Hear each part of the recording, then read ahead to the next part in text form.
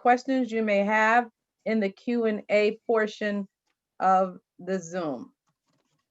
We will have several presenters, and so we will begin with a presentation from Mr. DeVell Kent, who is one of our counselors in the Wellness Center. Thank you, Dr. Foreman, and welcome proud parents of our students for the new spring semester. Again, my name is DeVell Kent. I am one of the licensed counselors at the Wellness Center under Counseling Services.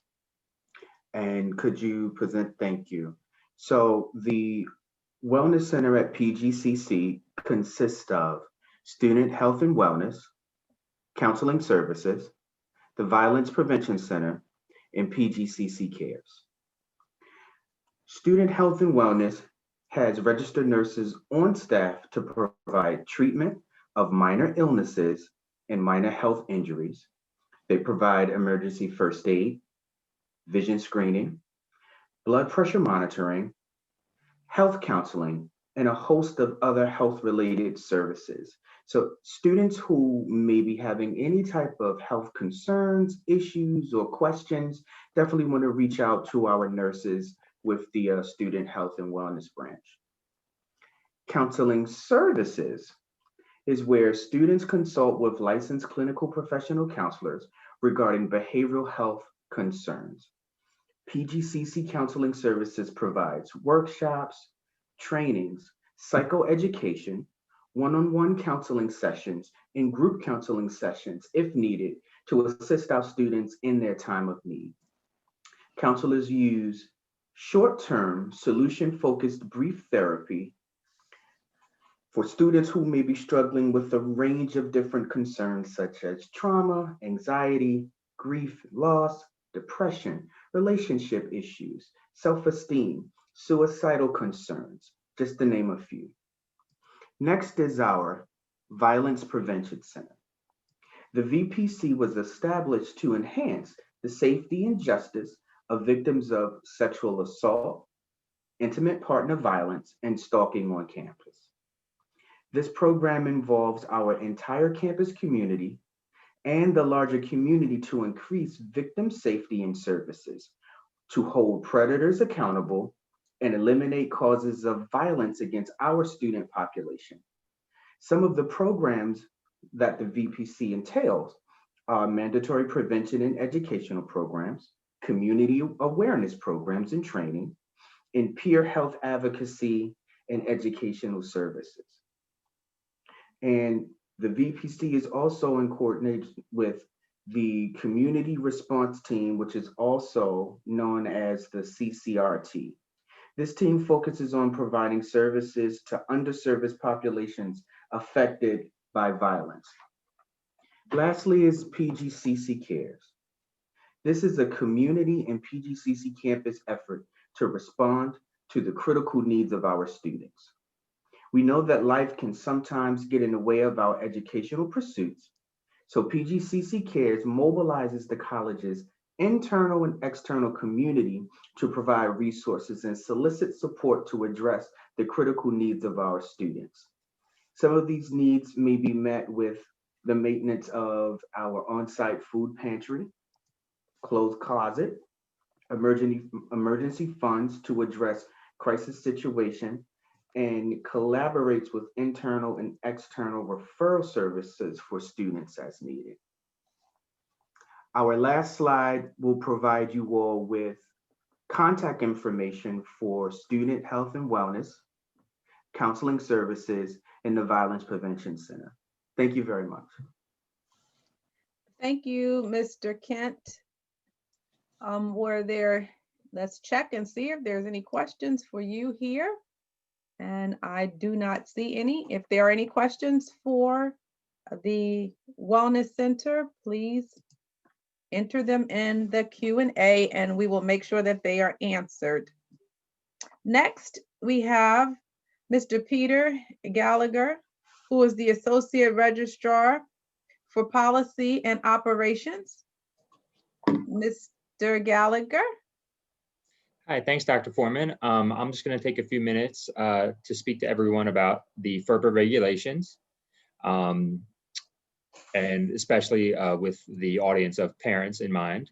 So FERPA stands for Family Educational Rights and Privacy Act of 1974, and it essentially covers any student here at Prince George's Community College, their ability to review their own academic records and retrieve documents containing said records. Typically, those are going to be things like academic transcripts containing grades and course schedules.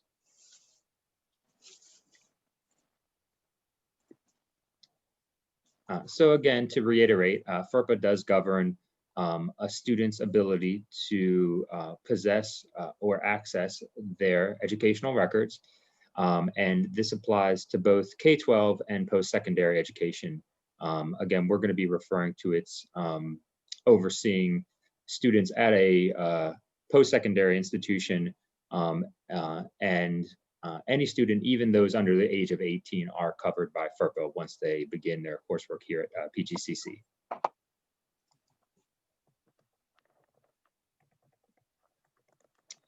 So who and why must we comply with FERPA? Well, any institution or educational agency that does receive funds under a program administered by the U.S. Secretary of Education must comply with FERPA. So we certainly take it very seriously, and our staff members are required to complete various trainings and refreshers on FERPA.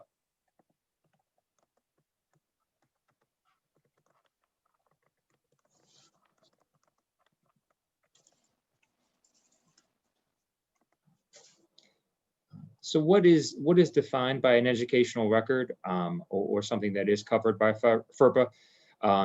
It is any information that is directly related to a single student, and something that we do maintain, such as, again, history of a completed course, grade, a diploma, an associate's degree or certificate, or even a continuing education series of courses, such as a non-credit or those workforce development courses we offer.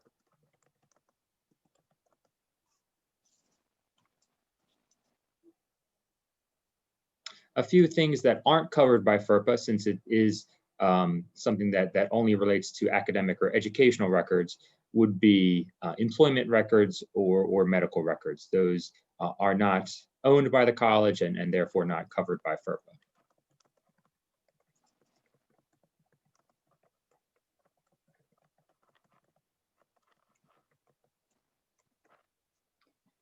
So again, while staff members and faculty do receive regular checkups and refreshers on FERPA policy and regulations, we also do notify students each year of their FERPA rights.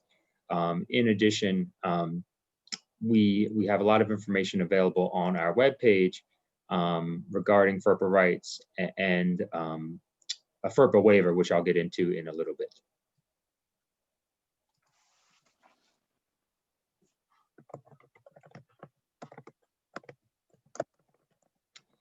So as I mentioned earlier, any student that does attend Prince George's Community College starts to be, it becomes covered by FERPA when they do begin attending. So while the majority of our students are age 18 and up, we do have quite a few students who may attend before their 18th birthday, and they are covered by FERPA as well. Also, regardless of if a student is taking a class on site, or if they're a distance learning student taking a class that's remote or in an online format, those students are covered by FERPA with information such as their course schedule being private again, as well as our continuing education students or students who are just simply taking a class as an audit and aren't pursuing a grade.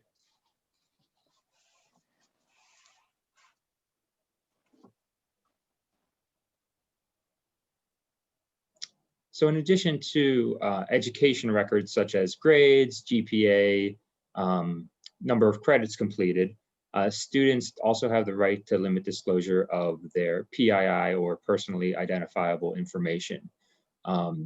So that would be something more in-depth, or something that's a little bit more beyond what we refer to as directory information, such as a student's name or dates of attendance, and potentially for our athletes, information such as their program of study, perhaps their height and weight, which is often published in athletics guides.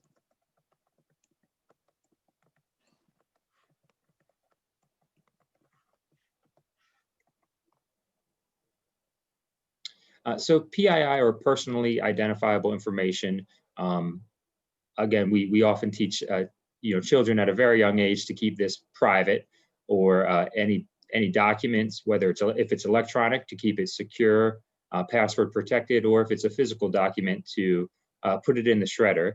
But this is something beyond that basic information, like dates of attendance, and going into someone's address or date of birth, and of course, social security number, or anything that may be used to compromise a student's record, such as a mother's maiden name or a parent's name.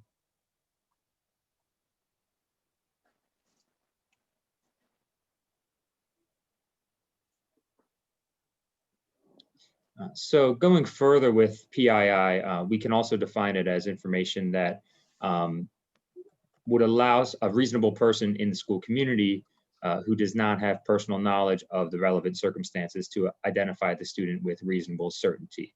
So again, that sort of information or data is it must be kept very secure, both from our standpoint, but also we must emphasize to students that they are secure with their belongings and any documents, whether printed or electronic, that is secure and not accessible by anyone who's not supposed to have it.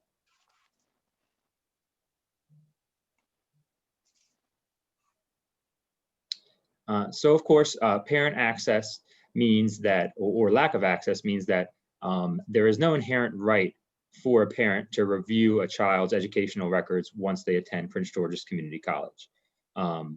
They may, and again, I'll get into this in a brief moment, they may obtain a waiver to have access to a student's record, but it's very important for parents and students to have understanding and communication. I'll let the advisors talk a little bit more about that as far as parents' involvement and student success. But as much as a parent can have invested in a student's grades, or when they're going to complete their program, it's important to have that communication where the student feels comfortable sharing that, and that communication can allow for mutual benefit.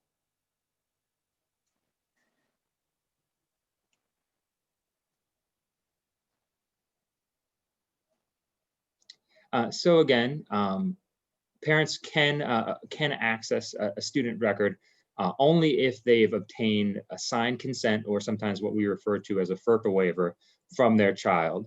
And at that point, they are able to, again, inquire regarding a class schedule, or assist with payment on a student's behalf.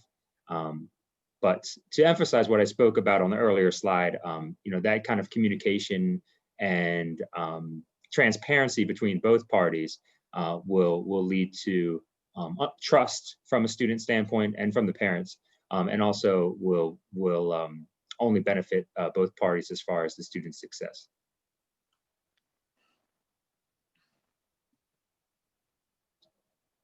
There is a little bit of an added disclaimer here, in that an institution such as Prince George's Community College may disclose PII to appropriate parties in connection with an emergency, if that information is necessary to protect the health or safety of the students or other individuals in the community.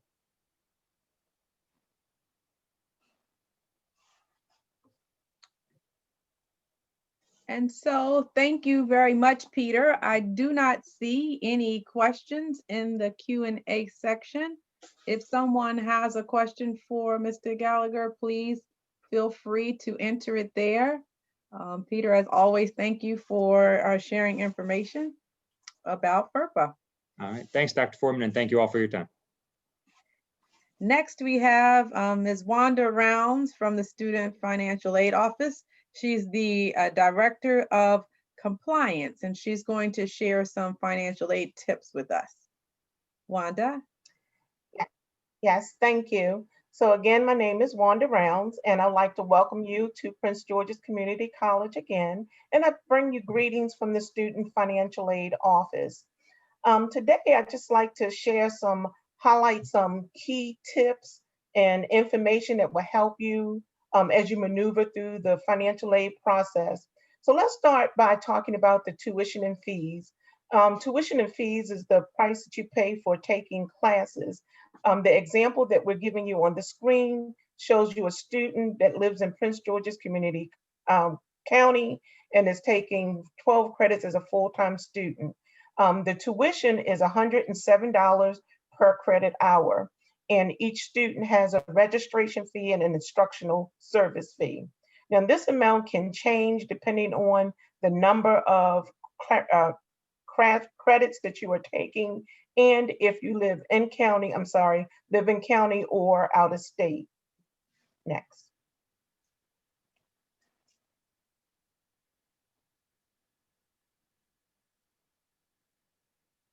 Next slide, please. So to help you with covering the cost of college, you are encouraged to apply for financial aid assistance. And the first thing to do is to create a Fsa Student Id. Creating this ID is unique to your name and your information. And what it does, it allows you to electronically sign your documents, and it also identifies you when you're completing financial aid forms. Along with creating the Fsa ID, students complete a FAFSA application, free application for federal student aid every year. The application comes out October 1st, and it's completed by visiting the website fasfa.gov. And of course, you want to put our school code of 002089. When you fill out the FAFSA application, you're allowed to put other school codes, but if you want Prince George's Community College to get your results, then you must remember to put our school code of 002089. And again, the FAFSA comes out every October 1st. Next slide, please.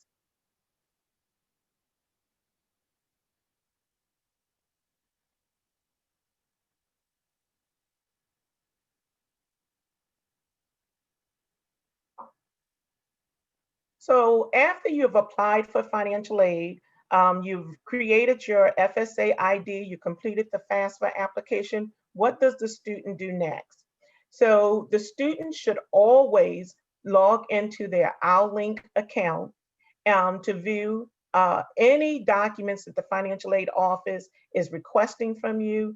OurLink is the way that we communicate with the student. If we're need some documents from you, if we're trying to get information to you, if the student wants to review their financial aid, if they need to accept their award, they want to be very familiar with OurLink and all the services that they can receive once they sign in. Next, please.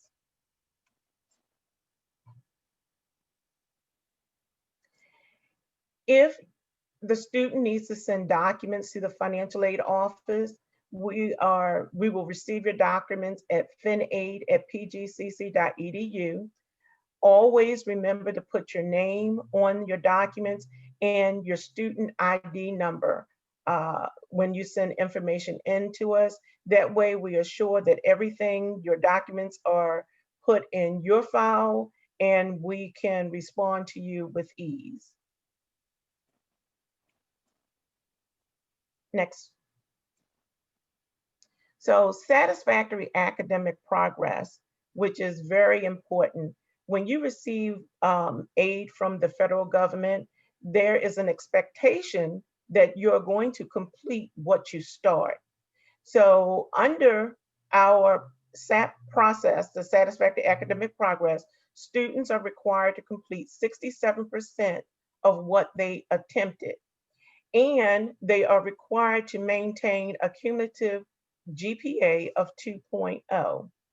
If in a semester, we run Satisfactory academic progress yearly. So at the end of the spring semester every year, we will go back and look and see if students did what they were supposed to.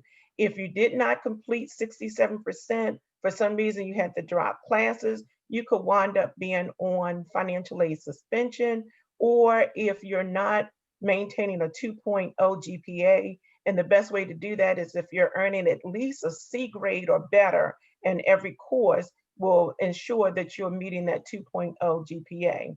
If you are placed on financial aid suspension, you would be given the opportunity to submit an appeal to the financial aid office just to explain what happened that semester, that term that you did not do so well, to see if your financial aid can be reinstated. Next.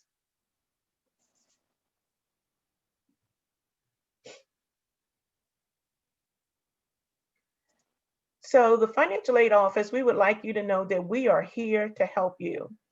If you have questions, students can set a virtual appointment with the financial aid office to meet with a financial aid staff that is qualified on a one-on-one basis to ask your questions and just to answer anything that you need to know. If you don't understand any of the processes, this will be a one-on-one session with the student and a financial aid counselor. And this is done also by signing into your OurLink account. So we're back to OurLink again, is very important. And once there, you would follow the tabs to set an appointment to meet with a financial aid staff. We also encourage students to email us at finaid@pgcc.edu with questions, any type of question you have, how to purchase your books, how much aid did I get, or you just don't understand your registration statement. You can send all those things to us. We don't want you to feel that you're ever going through this process alone. We are here to help you. Next slide.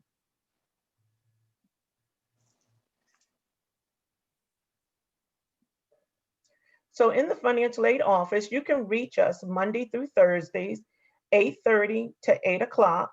And we have appointments that span from 9 o'clock to about 7:30 every day.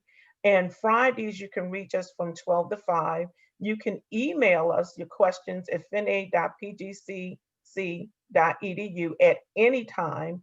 And again, we are just here to help you.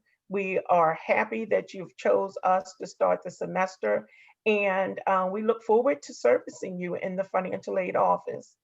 Stop by. Well, thank you, Ms. Round. Ms. Rounds, I do not see any questions in the, oh wait, something just popped up. Let us see. Okay.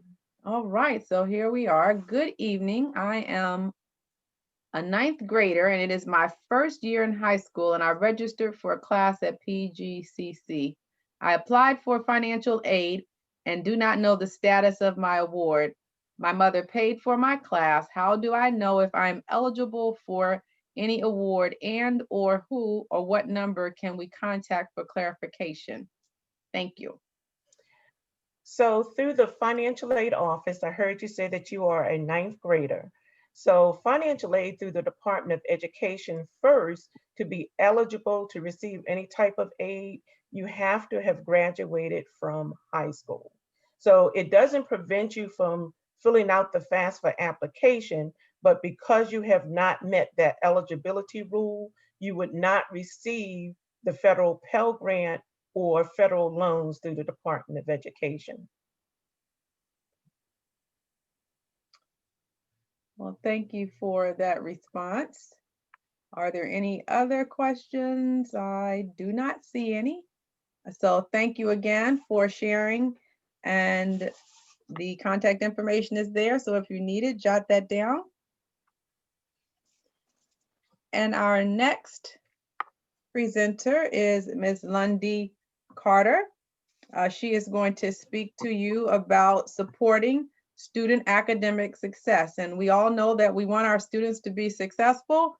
As parents and guardians, you are you're paying tuition, and you want to make sure that the students are doing well. Absolutely.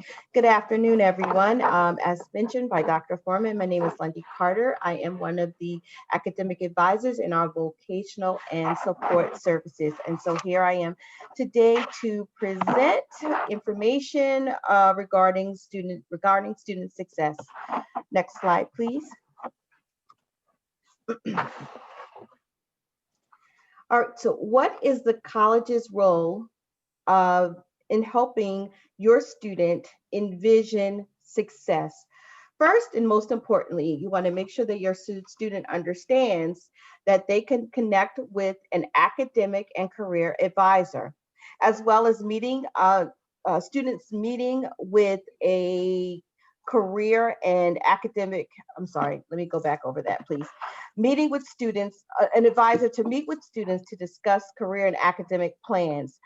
These plans would include, again, planning and registering for their courses for the upcoming semesters, which are our fall, spring, and summer semesters. Also discussing with your student the importance of connecting to resources such as tutoring and study skill workshops to assist and support them in their classes. Assist students with securing scholarships, securing internships, scholarships as well, relating to their career goals.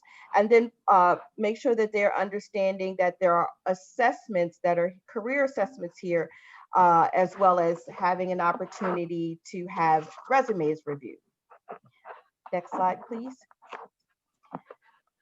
So of course, now we are in and conducting most of our classes online as well as resources. Unprecedented times, as we all have heard. So here are 3 different types of e-learning that are available to students. First, there is the online learning opportunity. So with the online learning, students take online classes that they can access the content 24 hours a day, 7 days a week. They have discussions with their instructors, fellow learners using our Blackboard platform. There are deadlines and due dates that would be issued regarding their assignments, any tests that they have, projects, and anything of the like. Next slide, please. Next up is then our hybrid courses. So with the hybrid courses, these courses are both online and in person. So students taking a hybrid course would engage in the combination. So they would complete assignments online, also remotely, and in a face-to-face instruction platform, on a face-to-face instruction platform.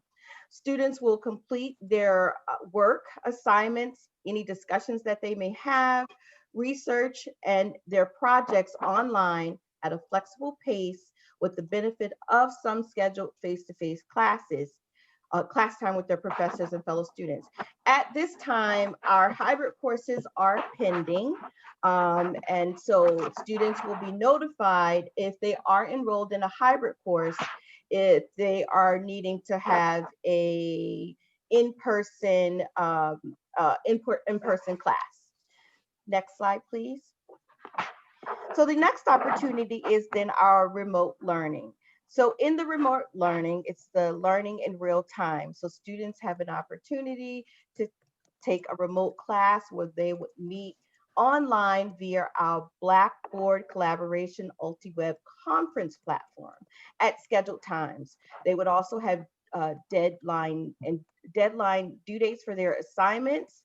They are able to access all of their learning materials as well as assignments and participate in discussions, again, via the Blackboard platform.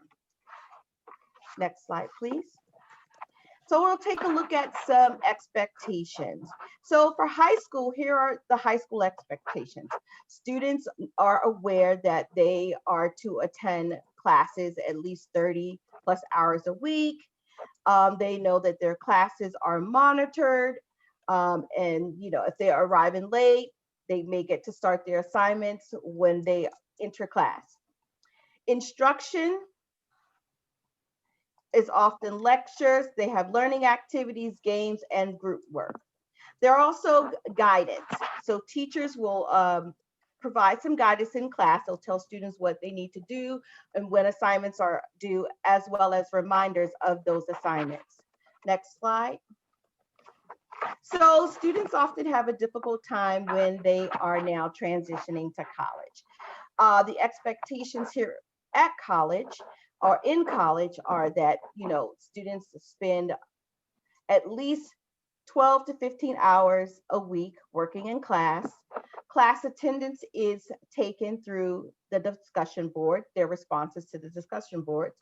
Their instruction is mainly lectures, which of course we know students sometimes, get a little distracted.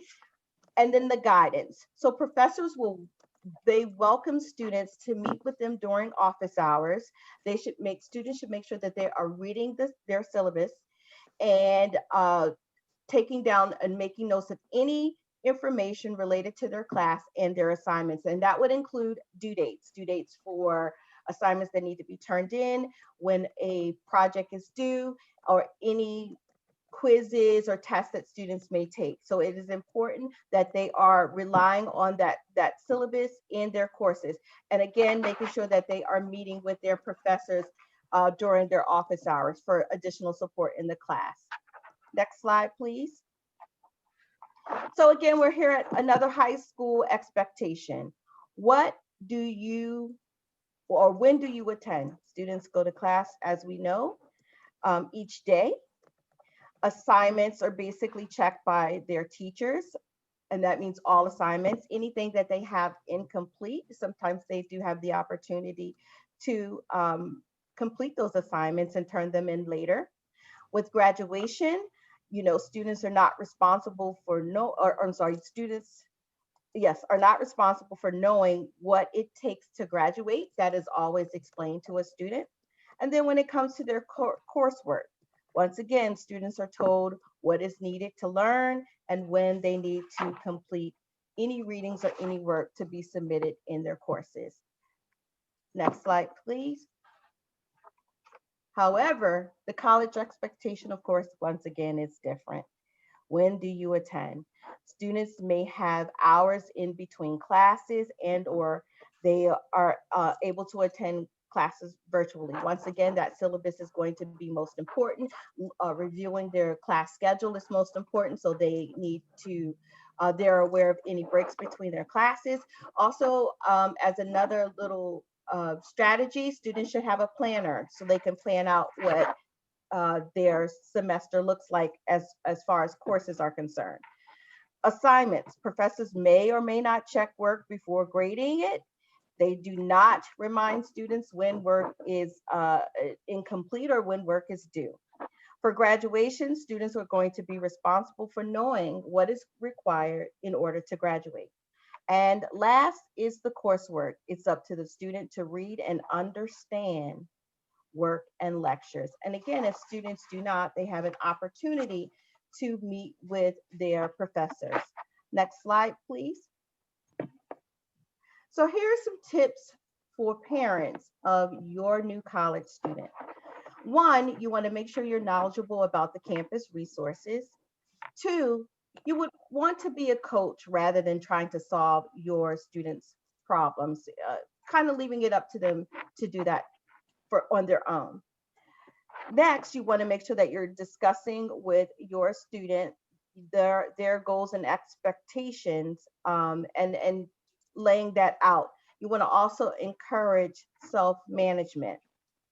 And then you need to expect change. This pandemic has now shown us all that we need to make changes. And then again, staying connected and encouraging your student to stay connected with their academic advisors and their professors and all the other resources that are provided here on campus. Next slide. So this is our information regarding the campus resources. Right now, everything is in a virtual situation. So there is the academic and career advising, again, virtual with the email address listed here. Students can also log in to Navigate. If they would like to set up an appointment with an advisor, they can do that via the Navigate. Tutoring services, counseling, and our disability and support. Thank you for the opportunity to serve as an academic advisor. Thank you, Ms. Carter. And so I am going to check. I answered a question already. Someone asked if they were able to submit an assignment early. And of course I said, sure, but you want to ensure you've heard all of the lectures and completed all the assignments associated with it before completing an early assignment. So that's from my days advising, and as a parent, you want to make sure you do that. Yes, let me check and make sure there isn't anything else. All right, Ms. Rounds, there was a question, and it was, Okay. I'm going to find it because somehow it disappeared. What's the meaning of the minus sign in front of my balance status? So the minus sign indicates that you have a credit based on your tuition and your fees and the financial aid that you receive. This is the amount that's left over after your bill has been satisfied. You can use this amount to help purchase books in the bookstore, or if you don't need to use it to purchase books, when we make refunds, usually about 6 weeks into the semester, you will be receiving a refund of that credit balance. Okay, so I thought that I had the right answer, but I wanted to make sure. So there you go, from the expert, Also, Ms. Carter, the question is, how do I get the Zoom links for my online classes? So your Zoom links, if you're trying to attend your online class, you should be able to find that information on Blackboard for your classes. And so, so Ms. Carter did share that Blackboard is our platform for classes, and so that's where you would find that information. All right, now there's another question for Ms. Rounds. Would you please explain the letters I got in the mail about Bank Mobile? Okay, so when you have a refund that comes from the college, your refund is sent to you either to your personal bank account, and or if you don't have a checking savings account, then the third party is through Bank Mobile. They would issue you like an ATM card, and that way you will receive your refund. If you use your personal account or if you need the ATM, you need to follow the steps sent to you by Bank Mobile so that we can have a log of your refund preference. So either way, you have to go in, use that access code that was sent to you to let us know how you want to receive your refund. Well, thank you for that response. And if I get any others, I will be sure to let you know. Our next presenter, thank you. Our next presenter is Mr. Thomas Mays. He's the Program Director for Disability Support Services. Mr. Mays. Oh, thank you. Good afternoon, parents and guardians and relatives. My office is responsible for ensuring equal access for students who attend the college who self-identify and present to us as having a disability and who are requesting or seeking academic accommodations. As you may, or as you can imagine, there is a process to this. Particularly, students will need to document their disability. Depends upon what their disability is. If it's a medical disability, then we'll ask a physician or other medical personnel to tells a little bit about that documentation in a letter. If it's a cognitive processing disability, learning disability, executive functioning disorder, then we'll ask to see a psychological assessment. I will look very limitedly at an IEP because the IEP is pertinent to your high school experience. When students transition to college, the expectations are quite high, and in some cases they get higher. So we're going to ask the students, and you may have heard some of these things already, but I'm going to reiterate them briefly. Students need to engage their instructors.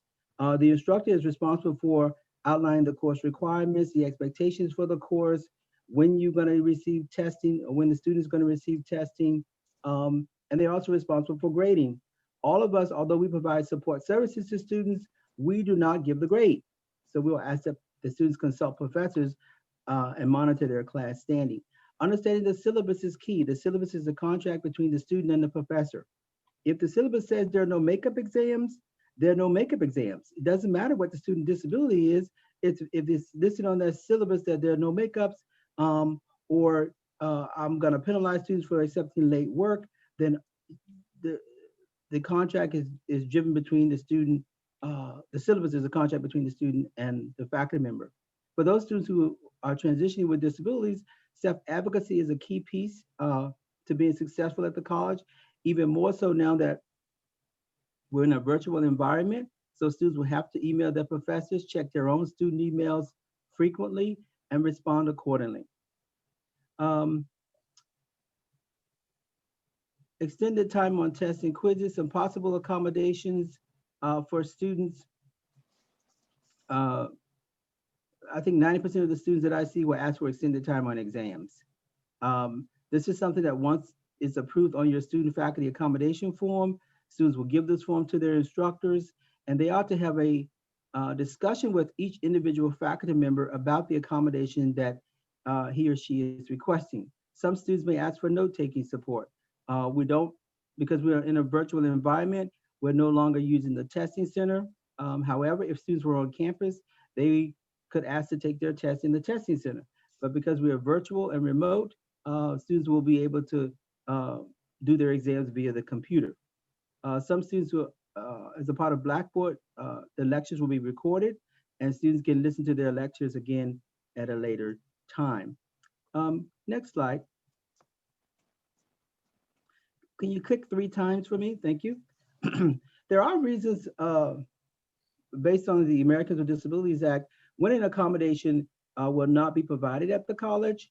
And one of those, it says, if the accommodation would fundamentally alter the nature in which a course is given. For example, I guess the best analogy is history. Sometimes students would say, oh, I don't have good writing skills. I don't remember all this information. Can you give me a multiple choice history exam? Well, the nature of history classes is usually open-ended essay questions, short answer essay questions. And so the history department and faculty will say, no, you will need to take an open essay exam for this class. We're not going to change the nature of the course in that regard. So they don't have to do that. If the institution is being asked to address a personal need, if a student needs medical attention, you may have a trach, you may need, especially if you're on campus, most of this will not be happening. Virtually is a little challenging as well in your own home, but feeding, clothing, changing, giving medication to students, that's something that the college would not do if we were in a face-to-face environment. If the accommodation would impose an undue financial or administrative burden, this is hard to do because we're not on campus, but in some cases, sometimes the elevator may be broken and need repair for an extended period of time. And students have asked, would the college put in an escalator? Well, that's a heavy expense. And the college would say fundamentally, no, we will not assume the burden of putting in an escalator. We'll just pay for the elevator. So those are 3 conditions where an accommodation would not be provided. Next slide. Let me say this before I move too far ahead, because one of the things I think I kind of glossed over, for those students with disabilities, they're moving from entitlement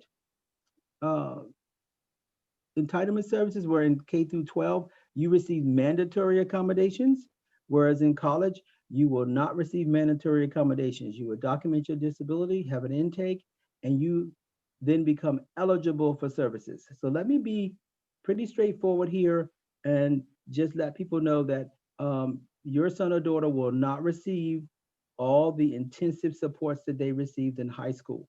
It's a different set of rules when they come to college. Certainly we want to provide accommodations to students, but it's not high school. Our hours are virtual right now, 8:30 to 4:30, Monday through Friday. Students can ask for an appointment virtually at dss@pgcc.edu, and we'll try to accommodate students as best we can. Our staff is small. There's 3 of us, myself, Adrienne Moore, who's our counselor. She and myself will be the primary people providing intakes to students and looking at their documentation. And Leslie Jones is our administrative associates. I'd like to welcome you to the college. The best advice I can give to parents and guardians is to find a place within your residence, as best you can, where the student can have ample time to study and take his or her exams without distractions. Sometimes students will not finish an exam, and then they'll consult with faculty members and say, I didn't finish my exam, it was too noisy, I had too many distractions at home, I didn't do. They may be valid excuses, but we ask that you maintain a good study environment so students can complete the work that faculty are asking them to provide. Thank you, and I'll take any questions if you have. Okay, thank you, Mr. Mays. So of course, I have some questions, but they actually are not for you. They are for Ms. Carter and Ms. Rounds. So, Okay. Ms. Carter, are the remote classes also seen under the My Courses tab in Blackboard? Yes, they should be there. Yes, so My Courses is where you see the remote classes in Blackboard. Thank you. Ms. Rounds, the question is, how long does it take to issue the refund? So refunds are generally started usually within 30 days after classes have started. And then once we start the refund process, we refund every week. So after the initial process, depending on how you set your refund preference, when you went through Bank Mobile, if you elected to have a debit card sent to you, when we hit the button to refund your money, is usually on the debit card within 24 hours. However, if you used Bank Mobile Access to say you wanted your refund under a private savings or checking account, it does take a little bit longer. It can take up to 2 to 3 business days. And so then the last portion, you answered the other question. They were asking if they could fill out the bank account information so that the refund could go straight to the account, or should they wait for the Bank Mobile? Right, so they'll have to wait for the Bank Mobile to receive the access code that's unique to the student. And once they receive that access code, that's where they're given the opportunity to enter their banking information. Thank you. And Ms. Carter, does Blackboard have an app, or is it something that has to be located on the website?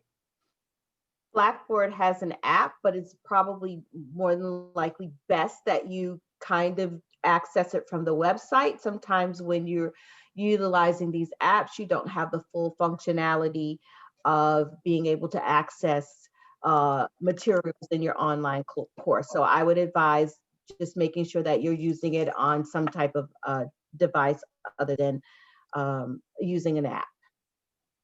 All right, thank you very much. And so our next presenter is Dr. Melody R. Oh my goodness, I know that I can say her name, Batten Mitkins. And she is the Acting Director of Public Safety and the Director of Emergency Management. Dr. Mel?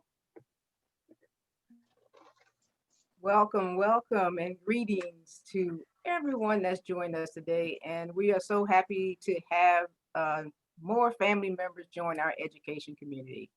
I'm here today to share with you our Department of Public Safety and share what we do for the college and our connections to the community. We're a full service 24/7 law enforcement cadre of individuals that have a strong philosophy of community policing. That's getting out, talking, walking around, connecting with our community members. While we are in COVID status, I know that may be a little challenging sometimes, but if you have an opportunity to stop by the resource fair, you'll be able to meet Lieutenant Barbara Smith, and she has some good information to share, safety tips, and how we are connecting with our community. We host a series of special events. We support our events management, auxiliary services team members, and as we think about the Largo campus, but we also have several other extension campuses at Westphalia, Skilled Trade Center in Clinton, University Town Center in Hyattsville, and Laurel College Center at Laurel, of course. Joint Base Andrews is there, but we know in COVID conditions, it's a bit different to access that space. We've had an opportunity to work within our team and with our enterprise technology colleagues to have an extensive security technology infrastructure. We have surveillance cameras across the college that's monitored within our command center, within headquarters here on the campus, as well as emergency call boxes across the college. And we're connecting and upgrading that technology all the time. We have an opportunity to have a great deal of training for our officers so that they can maintain their skills and be current with the best techniques for de-escalation and just in perfecting their craft. Just as you learn about your skills and abilities, we do the same thing. As we know, we've all been in COVID for quite some time now, and since March, we've had a COVID-19 task force. We've had a tremendous group of folks to come together to see how we can do the new normal. And I believe we successfully did that, and we still have more things to do and more, as we call the new word, pivot. You hear that all the time. How do we navigate our new normal? And I believe we're doing that. And as we plan for our return to campus, that is certainly our focus, to make sure that we can provide an environment for with all the safety precautions in place. Next slide, please. Back one.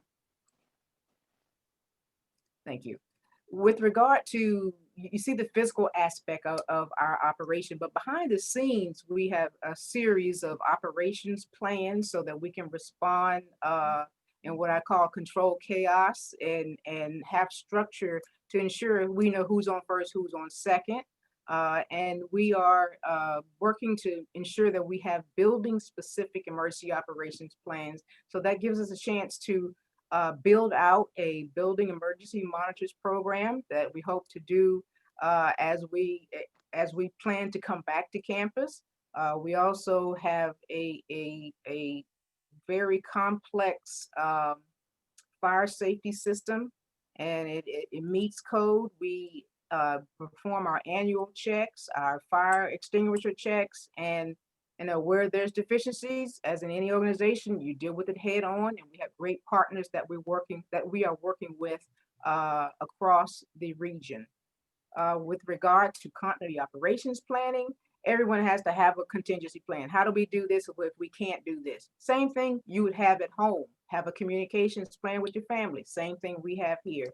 And we work to ensure that we beef that up. And COVID again has shown us some challenges, but also has provided an opportunity to magnify some opportunities where we can further extend our talents and move forward in a virtual environment.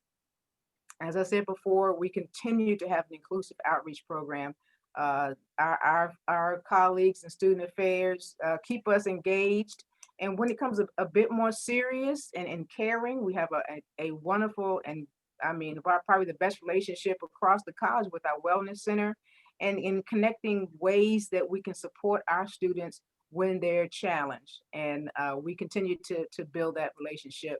And at the base of anything is always our COVID-19 task force. Next slide, please. When you have an opportunity, go out to the website and sign up for Owl Alert. This is our emergency notification system, and you'll have an opportunity to receive messages. And when there are courses that are in person and on a campus location, the infamous snow days, right? So we're trying to ensure that we inform people ahead of time. And this is one way of getting that information.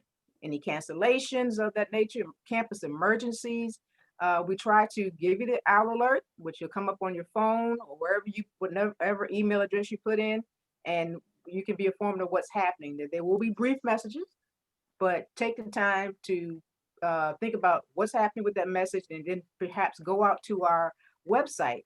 Then you can find additional information that we have in place for any emergencies that may require us communicating the broader community. Next slide, please.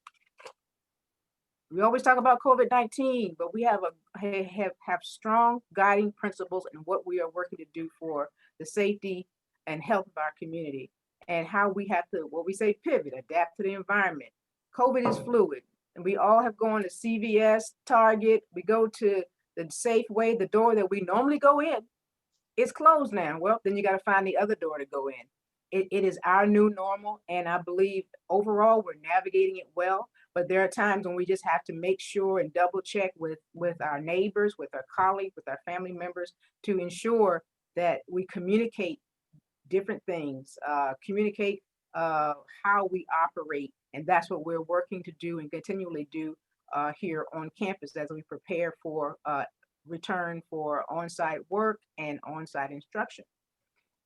We have, in doing so, we try to ensure that we are spending wisely. We have to, because in this day and age, some of these things are costly. As you noted that Thomas Mays noted about, we couldn't do the escalator, but maybe we can do an elevator. So it's kind of interesting how we're going to navigate the new normal and what we're doing here. But we're trying to be physically responsible and work on projects and implementation that we can sustain. And we can't do this without the partnership of our community, the partnership of our folks across the county exec's office, Department of Health, the CDC, the state Department of Health, and that connection is so real. We can pick up a phone and get additional information and understand what's happening, and that impacts us across all of our campus locations. So we try to keep folks informed. Next slide, please. Once on campus, you'll start to see a number of signs up like you see everywhere else when you go to different organizations and facilities, buildings. When you do your shopping at Safeway, Shoppers, or wherever, your mask, social distancing. We have a few areas that we've had opportunity to work with our communications and marketing is to develop branded Pgcc branded materials, and the Ollie the Owl is everywhere. And so we're just trying to remind people, and I think that's the best way to do it, just to continue to remind people what they have to do. And masking up, that's so critical, and we can't go anywhere without masking up. And next slide, please. Department of Public Safety, our campus police, emergency management team members, we welcome you. We are committed to your safety and security. We're committed to making sure that we have the skills to support the community. And we know we can't properly and safely support the community without you, because policing is not just a one department activity, it's a community activity. And we truly support that here at Prince George's Community College. Again, welcome, welcome, welcome. I'm a lifelong learner myself, and thank you for choosing Pgcc. Any questions? Well, thank you so much for sharing all that information and your enthusiasm about the safety of the campus and all of the occupants. We have a couple of questions. Right now, I do not see one specifically for you, Dr. Mel. I have another question about academics. One is about Blackboard Ultra. Is there an app for Blackboard Ultra as well? I am not sure about the Ultra. Yeah, I wasn't either. So we will have to check. Usually, as Ms. Carter stated, going to the website to use Blackboard from there is easiest. Yes. We would have to look into the Blackboard Ultra. The next question is about books. Go ahead. Should the student wait for the instructor or use the required book list they see on the online bookstore? You do not wait for an instructor. There is a syllabus that's in your course that would have your required book list as well that you can compare to what is available in the bookstore.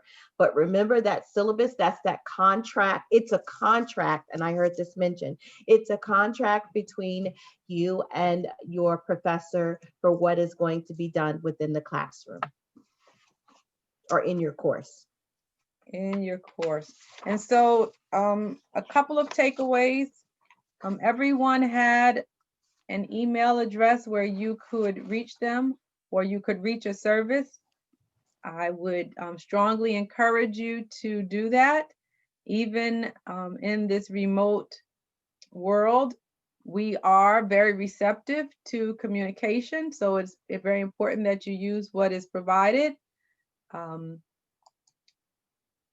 In the chat, we have the campus police email as well, if you would like to get in touch with them. And the website, the pgcc.edu, has all types of links to information, to resources.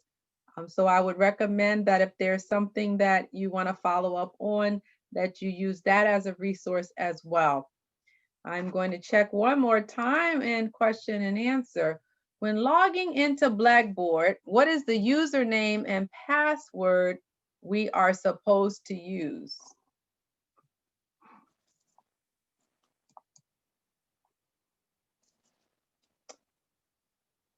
So if I remember.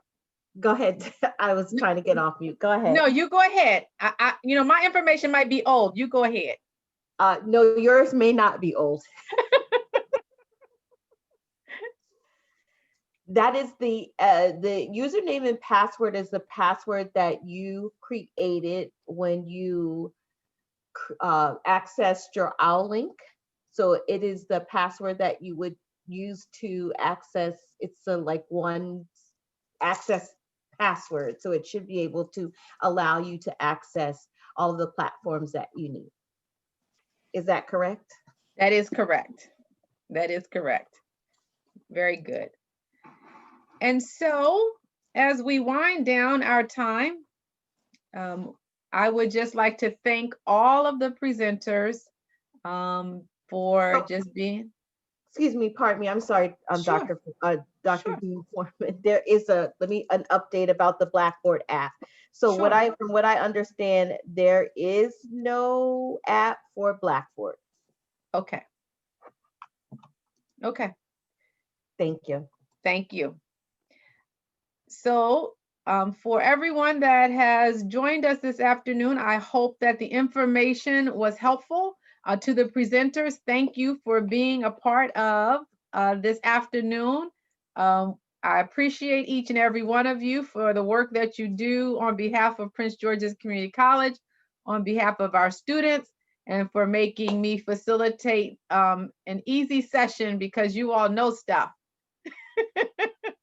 So I thank you, Ms. McIntosh. We are ready to end. Are there any further instructions? Dr. Simpson will make an announcement and post the link to the virtual fair. Dr. Okay, Simpson? Dr. Simpson. We do know that I can't talk, Paulette. Oh, I'm sorry. Okay, I'll go ahead and do that. Okay. We just want to thank you everyone for coming. I did, although this is a family information session, we realize that there's some students here, and we want to let you all know that you can still visit the virtual resource fair to learn about all the different resources, including scholarships. Information. So that resource fair will be up for a few days, but you can just hop on over, get it over to it today, review all the different virtual exhibits that are presented there. So I believe the link is posted in the chat right now, so you can click on that and take it, and so that you can access that virtual fair. And so once again, on behalf of student engagement and leadership, we want to thank you for coming out to this event, and be on the lookout. You'll receive evaluation form, a link to complete the evaluation, and thank you. Thank you, everyone. Okay.